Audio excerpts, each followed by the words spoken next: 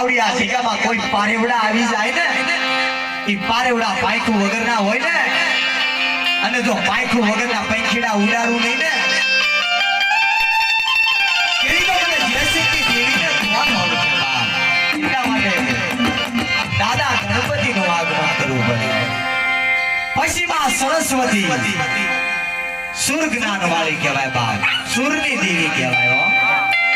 સરસ્વતી વગર આ દેવી આવે એટલે સરસ્વતી હોવી જોઈએ.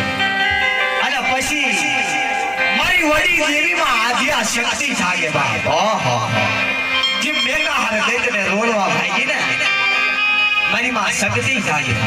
અને શેલે મારા દાદા 52 વીર આવી જતા. માના નામની આરતી લાખ લાખ દેવડાની આરતી છે, તો આરતી તાળીઓના તાળથી વધારજો બાપ.